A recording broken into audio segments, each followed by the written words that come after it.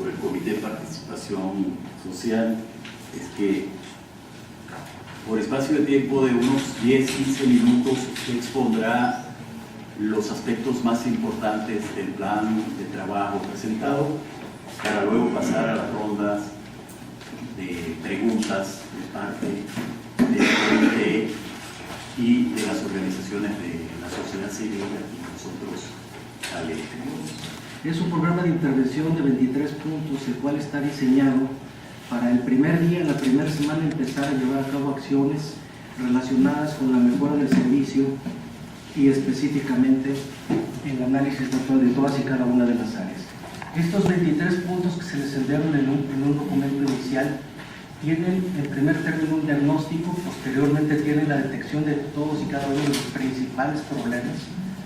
En cada uno de los problemas hay una muy breve reseña de propuesta, pero por sobre todo en ese mismo apartado van a encontrar cómo esta propuesta y este problema enlazados van dirigidos para relacionarse con los 23 puntos a que hace referencia a los puntos mínimos de legalidad. Lo hicimos de manera muy esquemática con el ánimo de hacerlo muy entendible, visible en su aplicación, fórmulas rápidas, concretas, en donde estamos demostrando que no vamos a llegar a ver cómo están los problemas, ya sabemos cómo están y podemos llegar desde el primer momento con estrategias bien dirigidas para todas y cada una de las áreas. El documento que les acabo de entregar, que es el mismo al que voy a darle no lectura, sino es una breve charla, unos breves comentarios, es un complemento del documento anterior. Inicio con un breve diagnóstico. Prácticamente a nivel nacional, anualmente las Procuradurías de la República y de los estados llevan a cabo el registro de aproximadamente 1.600.000 hechos delictivos que quedan capturados en carpetas de investigación. ¿Esto qué representa? Bueno, de entrada son cifras oficiales del Sistema Nacional de Seguridad Pública, pero tenemos por el otro lado el trabajo del INEGI y de todas esas organizaciones sociales que están llevando a cabo análisis de los parámetros de las incidencias delictivas y del fenómeno delictivo en general en la sociedad. Y ahí tenemos una enorme diferencia. ¿Qué es lo que nos dice a través de la encuesta de victimización del INEGI? Para empezar, nos dice que son un promedio de 33 millones de delitos los que suceden en el país, cuando en las procuradurías únicamente se registran 1.600.000 delitos anuales. Esta enorme diferencia es lo que se denomina cifra negra. La cifra negra está más o menos considerada alrededor del 90-92%, a veces es un poquito abajo del 90%, pero traemos una cifra negra en donde solamente el 10% de los delitos se están denunciando. De este 10% de los delitos que se denuncian, menos de la mitad realmente se investigan, y de los que se investigan solamente una mínima parte llegan realmente a judicializarse ante los tribunales. No solamente eso, la encuesta de victimización del INEGI, hablando de estos 33 millones de delitos, nos dice que son aproximadamente 25 millones de víctimas. De esas 25 millones de víctimas, en uno de cada 3 hogares de la República, en uno de cada 3 hogares hay una víctima, hay una persona que ha sido víctima de un ilícito. Pero ahí no para el estudio, nos dice que de esas víctimas que han presenciado o han estado presentes en el momento de algún ilícito, en el 44% de los casos, es la mitad, lo ha presenciado o ha sido víctima en un delito en donde ha estado presente un arma de cualquier índole. Esta información del INEGI nos da más o menos los parámetros de la peligrosidad y de la violencia con la que algunos fenómenos criminales están invadiendo a la sociedad, y de los cuales todos y todas y cada una de las autoridades están quedando a deber. Básicamente, en el aspecto de la cifra negra, que estamos hablando aproximadamente del 90%, otro de los reactivos de investigación del INEGI es por qué la gente no denuncia, por qué nada más un 10% acude. Y en uno de los parámetros, el principal diría que es por la pérdida de tiempo, y el segundo por desconfianza hacia la autoridad. En pérdida de tiempo, ¿qué podemos estar hablando? Dependerá de cada dependencia, de cada estado de la República, pero podemos cifrar más o menos números generales por aproximadamente unas 2 horas. Pero probablemente sean 2 horas en la primera denuncia. Lo que no nos dice el INEGI es cuántas veces tiene que regresar a corretear el asunto. Entonces ya no son 2 horas, probablemente sean otras 2 horas en la siguiente vuelta, y a lo mejor una media hora en la siguiente, y probablemente 1 hora más en la tercera. Al término de cualquier asunto, para el ciudadano no resulta costeable realmente denunciar. En Jalisco, específicamente, la percepción de inseguridad, también hablando de parámetros nacionales, en Jalisco la percepción de seguridad es aproximadamente el 73-77%, dependiendo de algunas zonas geográficas. ¿Esto qué quiere decir? Que de cada 4 ciudadanos en Jalisco, 3 se sienten inseguros. Y si eso es lo que relacionamos con un análisis que se hizo a nivel nacional respecto de los niveles de impunidad, en Jalisco es lamentablemente el estado líder en la impunidad. ¿Esto qué quiere decir? Que seguramente los ilícitos que se cometen en Jalisco son los que tienen menos probabilidades de ser esclarecidos. El programa de trabajo, como ya se mencionaba, consta de 23 puntos, pero no quisiera referirme a ellos como 23 puntos únicos. Es un programa emergente, es un programa de intervención en crisis, es un programa inmediato, pero el programa de trabajo en sí va a ser muchísimo más amplio. Es lo que muy justificadamente consideran todas las organizaciones que ustedes representan como plan de persecución penal. Un plan de persecución penal tiene muchísimos más puntos a incidir, y esos puntos están considerados dentro de estos 23, pero también dentro del plan que vamos a elaborar en las primeras semanas, meses, antes de un año debe estar elaborado, porque para esto sí necesitamos un diagnóstico general de la institución. ¿Qué es lo primero que necesitamos hacer? Básicamente lo primero sería crear un área para que los insumos de la institución estén debidamente calificados, debidamente contados. Todas aquellas carpetas de investigación que se generen en el día a día es el insumo principal de cualquier plan de persecución penal. Ahí tenemos qué tipo de delito, a qué horas fue, cuáles fueron, en qué municipios, en qué cuadrantes, cuál fue la modalidad, repetitivamente en qué hechos podemos estar hablando de las mismas bandas. Lo primero que necesitamos es contar con un área para que clasifique toda esta información. Una vez clasificada pasaríamos a la siguiente etapa. ¿Cuál sería esta etapa? La elaboración del plan de persecución penal debe tener lineamientos generales. Como lineamientos generales podrían decir muy brevemente qué es lo que necesita hacer el plan de persecución penal.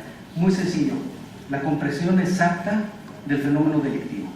Sabemos que hay homicidios, sabemos que hay robos, sabemos que hay desaparición de personas, pero mientras no conozcamos los números, los clasifiquemos, los interpretemos, mientras no extraigamos de ahí toda esa información que se encuentra oculta, no vamos a entender el fenómeno delictivo. Si no lo entendemos, no podemos diseñar estrategias de disuasión. Entonces esta área va a ser fundamental, primero para desarrollar todos esos lineamientos generales. Aquí se requiere que esta área, junto con toda la dependencia, genere políticas de dispersión del conocimiento transversal. ¿Esto qué quiere decir? Que no solamente vamos a utilizar la información nosotros, esa área va a generar información para la institución, pero también para las policías municipales, para las comisarías, para todos los ayuntamientos y también para las autoridades federales. Ahí se les puede decir a las autoridades federales en qué carreteras federales están sucediendo delitos, de qué tipo, bajo qué modalidad, en qué horarios y de qué manera pueden operar para detener en flagrancia. El siguiente punto que debe de contener el plan de persecución penal son las estrategias diversas relacionadas ya como fenómeno delictivo, que es uno de los 23 puntos que piden precisamente las organizaciones, no tanto por delito, sino por fenómeno. Tiene que haber una estrategia que sea dirigida para delitos de prisión preventiva oficiosa, establecidos en la Constitución como los de más alta peligrosidad. Otra estrategia para delitos de alto impacto, que no son de prisión preventiva oficiosa, pero pueden ser de prisión preventiva justificada. Y ahí necesitamos estrategias específicas. ¿Para qué? Para que no tengamos la queja del ciudadano, que es la tercera vez, no nomás del ciudadano, los policías, que es la tercera, cuarta o décima vez que detienen a un delincuente. Existe la posibilidad de la prisión preventiva oficiosa, pero no se cumple. ¿Por qué? Porque no existen las estrategias ni los diseños estructurales para llevarlo a cabo. Finalmente, unas estrategias destinadas para focalizar todos los delitos que pueden ser susceptibles de mecanismos alternativos de solución de conflictos o de controversias. el procedimiento adversarial establece muy claramente todas aquellas conductas de baja lesividad social que pueden ser susceptibles de que los ciudadanos se aparten, se pongan de acuerdo el imputado, se ponga de acuerdo la víctima con sus asesores y los abogados y tratar de evitar un juicio y que lleguen a una amigable composición con cualquiera de las salidas que prevé el procedimiento. No está sucediendo en este momento, de tal manera que necesitamos diseñar estrategias, porque aquí vamos a encontrar la mayor parte de los delitos, probablemente el 60-70%. Vamos a reducir en mucho el caudal de carpetas de investigación, pero sobre todo va a mejorar eficientemente el servicio de la institución, porque las personas de una u otra manera van a recibir un resultado.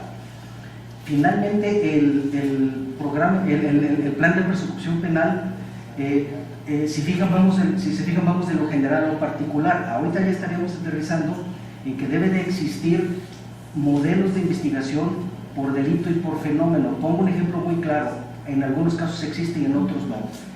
Debe de existir un protocolo para investigar un homicidio.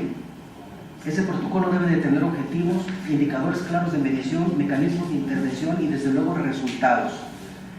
Si se cuenta con ese protocolo exclusivo para homicidios, el agente del Ministerio Público y la policía tienen parámetros, rangos mínimos. ¿Qué es lo que quiere decir esto? En el rango mínimo, el Ministerio Público va a decir, bueno, ya llegué al mínimo, ya con esto puedo judicializar, ya con esto me puedo ir, pero todavía me sobra caudal probatorio, me voy al rango máximo, ya no alcanzo, pero ya cubrí el mínimo. No llego al mínimo, tengo que seguir investigando. Para eso se requieren los protocolos. Pero el protocolo para homicidio no es suficiente que sirva para todos los delitos. Tenemos protocolos especializados, por ejemplo, en el caso de feminicidio, que es más especializado. Y si estuviéramos hablando de un delito de trata de persona con homicidio, finalmente es otro protocolo. ¿Qué es lo que tenemos que hacer dentro del plan de persecución penal? Elaborar protocolos para la mayoría de los delitos, para que sea precisamente la fórmula como deben de trabajar los ministerios públicos en un apego total, en primer término, al respeto a los derechos humanos, en segundo, al apoyo y la solidaridad con la víctima, tercero, a cumplir con las formalidades del procedimiento y cuarto, a tener posibilidades de judicializar con determinado éxito. Entonces estos protocolos para esto nos van a servir. Habrá otras estrategias que omito en este momento por razones de tiempo, pero pongo un ejemplo. En el tema de las víctimas, normalmente se observan casi siempre al momento de hablar sobre los protocolos relacionados con los detenidos, siempre hay un acompañamiento del detenido desde el inicio hasta el final. Sin embargo, ¿dónde queda la víctima? La víctima la vamos atendiendo en partes y como se va ofreciendo. No, aquí debe haber protocolos en donde también la víctima tenga una atención personalizada, solidaria, desde el momento de los hechos, pasando por la vinculación, llegando a la audiencia intermedia, yendo al juicio oral, en todas las medidas cautelares y desde luego también en los procesos colaterales que pueden darse por aquello de los mecanismos alternos de solución de conflictos. Resumo, un programa de trabajo que se precie de ser serio, un plan de persecución penal, debe de tener al menos rediseño de todas las estructuras, eso lo vamos a hacer ya estando ahí. Segundo, rediseño de todos los procesos. Tercero, planeación presupuestal por objetivos. Esto es fundamental. ¿Por qué razón? Porque el dinero nunca alcanza, el dinero siempre hace falta y tenemos que buscar la manera de optimizar ese ejercicio libre de corrupción, pero sobre todo atendiendo los problemas prioritarios. Dentro de este programa de trabajo tiene que existir forzosamente elaboración de indicadores de desempeño. ¿Por qué razón? Probablemente el rediseño de la estructura sea bueno, pero a lo mejor el rediseño del proceso nos quedamos cortos o nos está fallando. Y entonces ahí los indicadores de desempeño no nos van a dar en el cumplimiento de las metas. Estos indicadores de desempeño probablemente nos van a estar haciendo ajustar todo. Y finalmente el plan de persecución penal por sí mismo. Con esto concluiría los 15 minutos que me fueron otorgados. Hay mucha cosa, hay muchos conceptos que se están quedando aquí. Estoy para responder todas las preguntas, pero les comento que toda la presentación completa y el plan de los 23 puntos está en el documento que les acabo de entregar. De la misma manera, las preguntas que me vayan formulando, si me lo permiten, trataré de ser lo más rápido en la respuesta para agotar la mayor cantidad de preguntas posibles.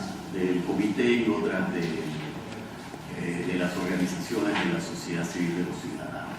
Empezamos con la doctora. Gracias por estar aquí, doctor Gerardo. Bueno, usted refería en el plan de trabajo que nos hizo llegar que hay una baja efectividad en la resolución de carpetas de investigación. Usted refiere que tendrá que hacer una ingeniería en lo relativo a recursos humanos disponibles para atender prioritariamente esas áreas críticas. En este sentido, dos preguntas que están relativas a ese punto. Primero, ¿en qué consiste esa ingeniería, así muy brevemente? ¿Y cuáles son esas áreas críticas que usted cree que tienen esta problemática? Bien. Vamos con la ronda. ¿Sí? Vamos ahora con la doctora Envasa. Comentarle que el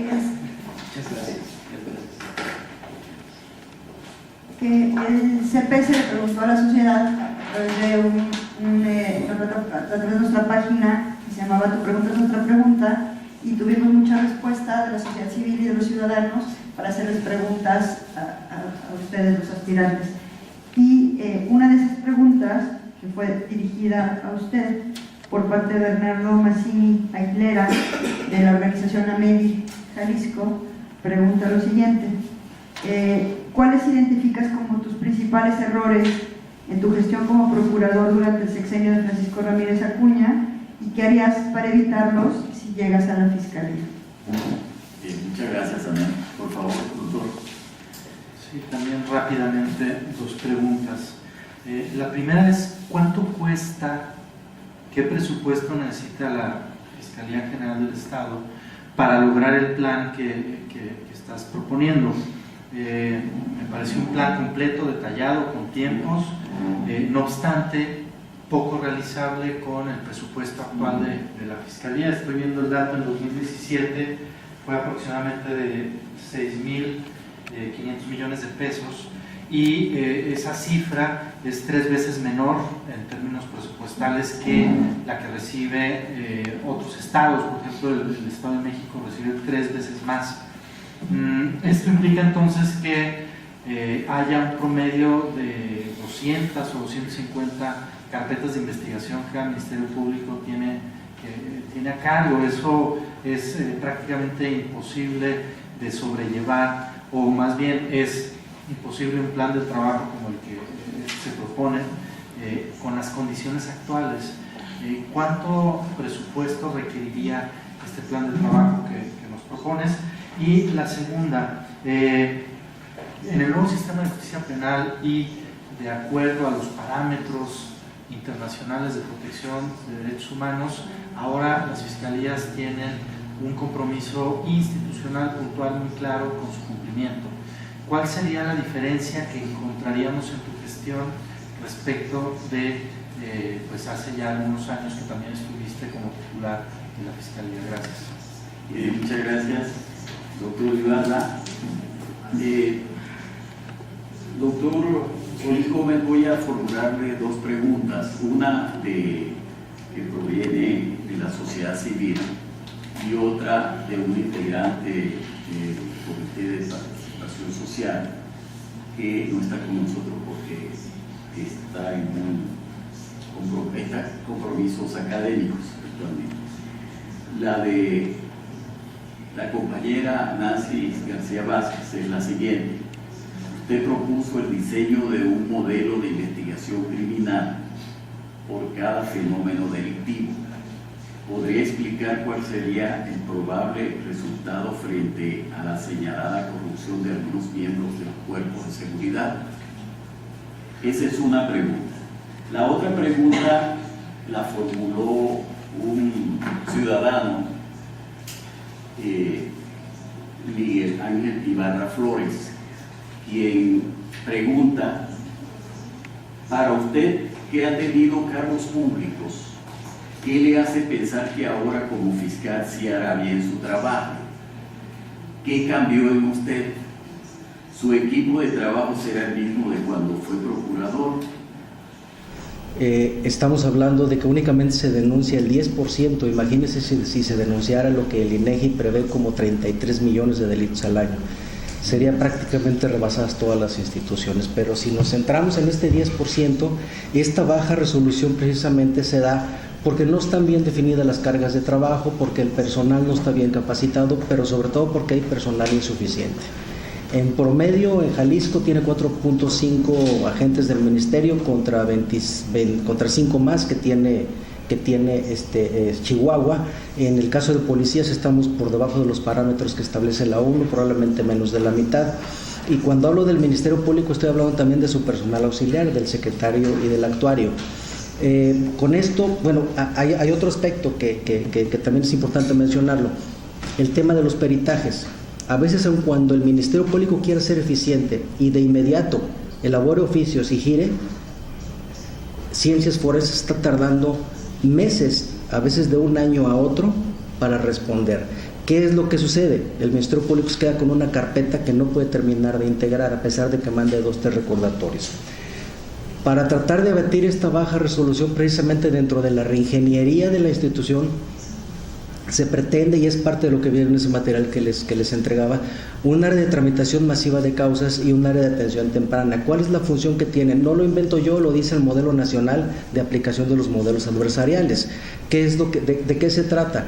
El área de atención temprana toma decisiones tempranas en materia de archivo provisional, archivo definitivo, enviar para investigación a otras áreas o, en su defecto, derivar para mecanismos alternos de solución de controversias.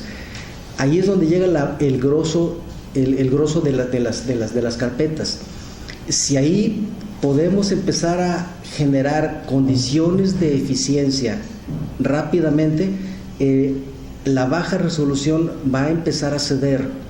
Vamos a empezar a ver cómo mes con mes se resuelven más carpetas a diferentes áreas. Puede ser a imputado desconocido, puede ser a tramitación masiva de causas, puede ser a mecanismos alternos, pero se están resolviendo, el ciudadano está viendo que se le está atendiendo. Pero no solamente es eso, sino que tiene que sobrevenir una resolución que muy probablemente pudiera ser en las siguientes semanas, cuando ahorita probablemente estamos tardando años.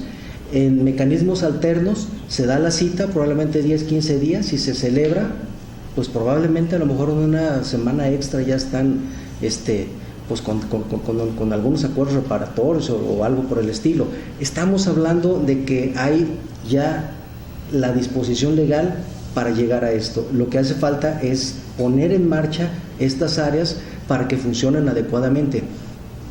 Lo que sí es definitivo está anclado a la posibilidad de tener más personal y más presupuesto.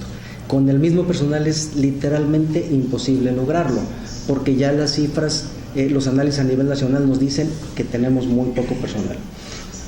¿Cuánto cuesta para lograr el plan de persecución penal así como lo estamos planteando?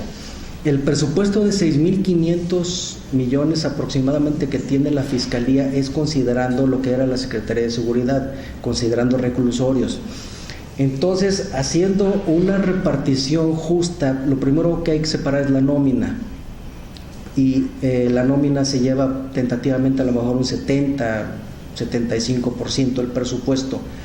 Pero yo calculo que con ánimos de dar una cifra rápida, probablemente con unos 5,000 millones de pesos únicamente la Fiscalía, separando lo que necesita la Secretaría de Seguridad, con unos 5,000 millones de pesos se puede en el primer año poner en práctica el plan de persecución penal con buenas posibilidades de que los indicadores estén funcionando.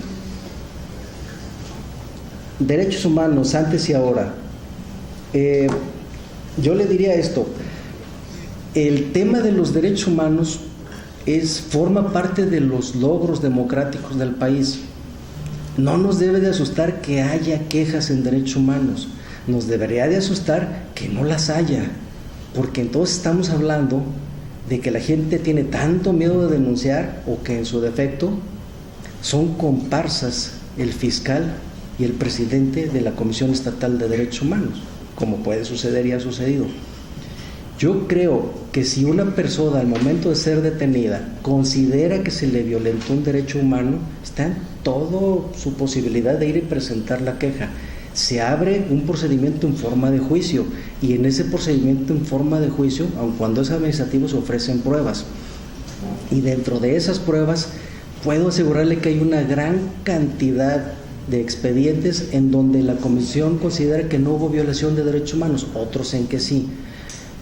Yo creo que todas las dependencias tienen este tipo de quejas, entre otras cosas porque son estrategias defensivas también por parte de algunos abogados. Es como acudir al amparo, es como acudir a las quejas en derechos humanos. Entonces, lo importante es que los procesos dentro de la institución estén deliberadamente bien preparados para evitar esas ofensas a los derechos humanos. Afortunadamente, el procedimiento adversarial está muy completo en su estructura para tratar de prevenir este tipo de abusos. Pongo 2 o 3 ejemplos muy rápidos. Al momento del aseguramiento por el primer respondiente de un detenido, en ese momento tiene obligación de leerle derechos, informarle que tiene derecho a un abogado y permitirle el teléfono por constancia de llamada. Si en ese momento llega el abogado, en ese momento se le empieza a dar intervención. Y tiene intervención durante todas las etapas procesales hasta llegar a la sentencia. Este es un gran avance. Claro, independientemente de eso se pueden dar abusos de otra naturaleza, pero esos abusos están cada vez más acotados dentro del procedimiento. Uno de los aspectos del plan de persecución penal que se les está presentando es el rediseño de procesos. Comento uno rápidamente. Ahorita uno de los principales problemas es el primer respondiente que llega al lugar de los hechos y desde ahí solicita conducción y mando al Ministerio Público y empiezan a deliberar respecto del aseguramiento del lugar, el aseguramiento del detenido, el levantamiento de indicios, cadena de custodia, en fin, una serie de cosas que vienen ahí en el informe policial homologado. Pero nada más imagínense, el policía está en la calle, a lo mejor está lloviendo o a lo mejor es muy de noche, probablemente sea una zona de alta incidencia criminal, el policía está acordonando en una zona muy complicada y el Ministerio Público está en su oficina por teléfono dando instrucciones. Eso se va a terminar y de esa manera se va a evitar que el policía esté a solas con el detenido. En el momento en que el Ministerio Público reciba la llamada, va a dar conducción y mando inicial, pero se traslada al lugar de los hechos. Ahí se empieza a trabajar, se empieza a llenar la carpeta de investigación con todos los datos, se vienen con el detenido todos al servicio a la Fiscalía y déjeme decirle, si lo hacemos de esta manera probablemente ni siquiera necesitamos agotar el tiempo de las 48 horas. Los abusos policíacos se dan cuando llegan a las celdas, pero mientras menos tiempo esté el detenido en la celda, menos posibilidades hay de que se cometa un abuso.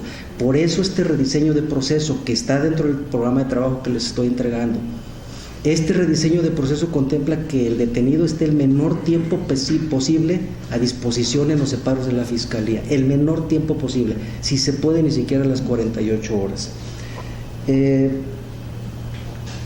Modelo de investigación criminal por tipo delictivo y su relación con la corrupción. El tema de la corrupción es uno de los puntos que mencionamos dentro de los temas de difícil solución, que se mencionaron 4. ¿Qué es lo que se requiere? Bueno, pues primero poner el ejemplo como titular, si no, pues de otra manera no se puede, hay que ser claros en ese sentido. Segundo, que los perfiles de los mandos medios y superiores sean los adecuados.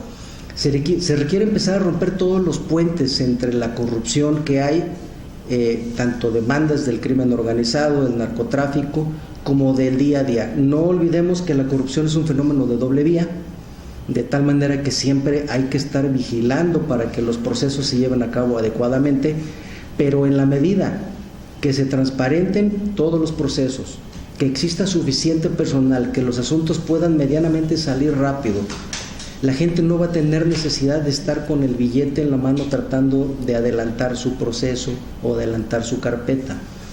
Si podemos tener buenos rediseños y buenas estructuras, además de buenos salarios, porque el Ministerio Público en Jalisco gana pues la mitad de lo que gana uno en Nuevo León. Esos parámetros también son importantes de tomar en consideración y viene por ahí la solicitud de aumento de presupuesto con un diagnóstico inmediato para enviarse. Entonces, la investigación por fenómeno delictivo implica precisamente el lograr que cada una de las áreas tenga información, por ejemplo, como la de imputado desconocido, no sabemos quién fue, pero sí tenemos una modalidad, tenemos un sector geográfico. Esos fenómenos delictivos que se van a analizar de una manera periférica van a empezar a dar con información muy necesaria para las policías. Dejé al final deliberadamente 2 preguntas. ¿Cuáles fueron mis principales errores y qué le hace pensar que ahora sí haré bien las cosas? Primero, en cuanto a qué me hace pensar que ahora sí haré bien las cosas, déjeme decirle algo.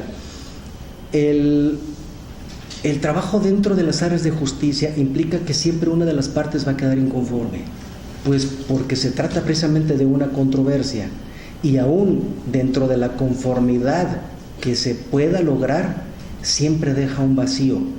A una persona que le privaron de la vida a un hijo, que se le detuvo en tiempo, se logró una sentencia de condena, tiene 15, 18, 20, 30 años, lo que les gusten poner. Como Ministerio Público llegan y le dicen, mira, aquí está la sentencia de condena. Eso no lo resarce. La verdad es de que es muy difícil decir que hicimos bien las cosas a cabalidad. Siempre estamos en deuda con las víctimas, siempre hay algo que nos falta. La sociedad sufre mucho por el embate de los fenómenos delictivos, y el hecho de que llegue uno a darle una palmadita o una sentencia de condena le resarce parcialmente su daño, pero casi me atrevería a decir que las cicatrices del delito les quedan toda la vida. Partiendo de esa base es muy difícil dar resultados al 100%. Lo que sí puede hacer uno es buscar que los parámetros de resolución se acerquen siempre a lo más necesario para la víctima. En algunos casos puede que ni siquiera exista una sentencia de condena, pero hubo mucha investigación. Y a veces la víctima dice, no lo agarraron, pero me queda claro que le hicieron la lucha. Eso deja un enorme vacío en la víctima, pero al menos la autoridad se la está jugando con ellos. Y esa va pegada con la otra pregunta, que cuáles fueron los principales errores. Yo diría, yo no los calificaría tanto como errores, porque el que mucho hace mucho se equivoca, y el que nada hace pues no se equivoca nunca. La realidad es de que vuelvo a lo mismo, se toman decisiones con un nivel de probabilidad, en donde se la juega uno para tratar de que las cosas salgan lo mejor posible. Podría yo decir que mi nivel de probabilidad estuvo superior al 80% de efectividad. ¿Por qué razón? Porque se redujeron la mayor parte de los delitos. Claro, eran otros tiempos, las circunstancias eran diferentes, pero siempre, en cualquier área relacionada con la justicia y la seguridad, siempre habrá un vacío que no podemos llenar, ni aún los jueces, ni aún los magistrados, ni aún el juicio de amparo. A la víctima siempre le vamos a quedar a deber en algo. Lo que sí debemos de cuidar es de que al menos nuestros porcentajes siempre estén por encima de la media. Aquel que diga, bueno, acerté en un 60%, en un 70%, está por encima de la media. Aquí no es permisible estar por debajo de esa media. Gracias. Bien. Muchas gracias, doctor Gerardo Octavio Solís Gómez. Vamos a ¿qué papel juega la sociedad en términos de Contraloría Social, de algún consejo consultivo, técnico, no sé, expertos, si los tienen considerados en alguna parte? Sí, una pregunta de Daniela Bonilla. Ella pregunta a los tres, no es a un candidato, pregunta a los tres, si considera y si propondría la alerta de género para Jalisco ante las cifras de feminicidio que tiene la entidad. Dice si sí, ¿por qué? Si no, ¿por qué? Y si sí, ¿cómo propone que ello ocurra? Se diseñaron áreas para tratar de interpretar todas y cada una de las averiguaciones previas de aquel tiempo, y en base a esa interpretación sacar cifras y modelos de operación de los fenómenos delictivos que servían al resto de las autoridades.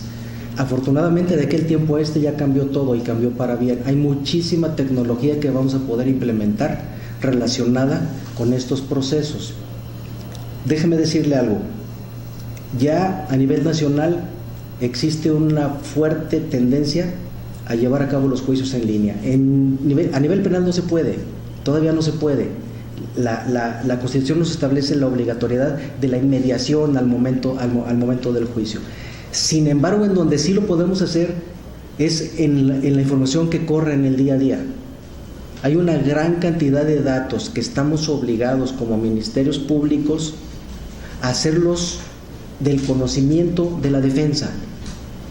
Y la intención es que buena parte de la información, en todos los sentidos, corra en línea. Esto va a permitir que los litigantes vayan menos a la institución porque se les va a estar informando de manera oficiosa, no cuando pregunten.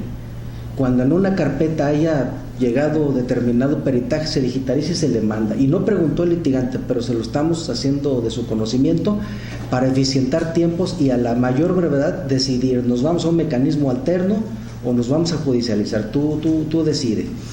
Entonces, por ese lado, está también anclado al tema del presupuesto, pero definitivamente va a existir un proceso muy enérgico al interior de la institución con la finalidad de eficientar procesos a través de informática, a través de internet, a través de la red y sobre todo tratando de mantener en una gran transparencia informados a la víctima, a su asesor jurídico y en este caso al representante del imputado.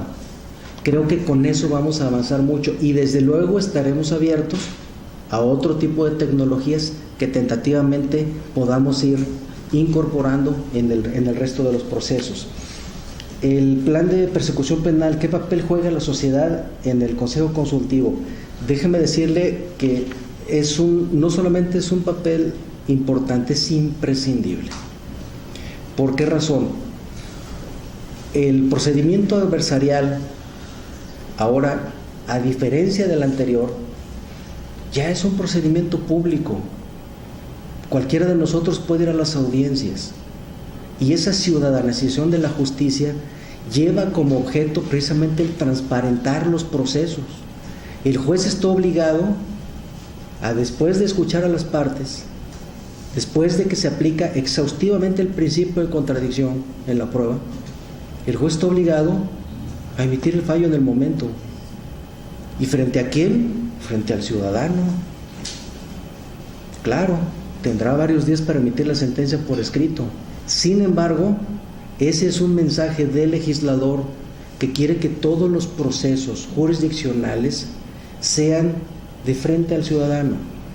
La Fiscalía no se puede sustraer a eso, al contrario, la creación de un consejo consultivo a mí me parecería excelente, me agradaría, acordaría con ellos muchísimos asuntos, les diría cómo ven la percepción, cómo vamos, cómo se siente el ciudadano cada que viene, le sigue dando miedo, cómo ven a mis policías, cómo ven a mis ministerios públicos, tomen tiempos, empezamos en 2 horas en periodos de atención, ya vamos en 1 hora, no es el ideal, pero ya mejoramos.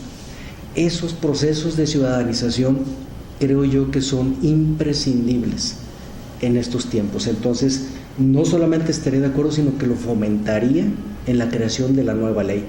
Me tocó, como procurador del Estado, en aquel tiempo, empujar una serie de propuestas relacionadas a las leyes y en aquel tiempo me tocó participar muy activamente en la creación del Consejo Ciudadano de Seguridad Pública que dependía de la Secretaría de Seguridad. Y ahí está, hay universidades, hay grupos empresariales, hay ayuntamientos y todo. Y la verdad es que deliberativamente ha sido bueno, pero yo creo que ese debe de quedarse en la Secretaría de Seguridad y se debe de crear uno para la Fiscalía, para que se complementen ambos consejos. Así es que dentro del proyecto de ley orgánica que se está deliberando en el Congreso del Estado, se cree la Fiscalía especializada en asuntos para mujeres, para menores y en asuntos de trata. Allí podríamos concentrar buena parte, la gran mayoría de las deliberaciones de todas las organizaciones de la sociedad civil en conjunto con la información que va a generar el área de inteligencia, y ahí se decidiría, mañana se solicita la alerta de género. Y si dicen, bueno, se está trabajando, a lo mejor aguanta poquito, pero ya no, en fin, yo me iría al bien mayor, más inmediato, más a largo plazo,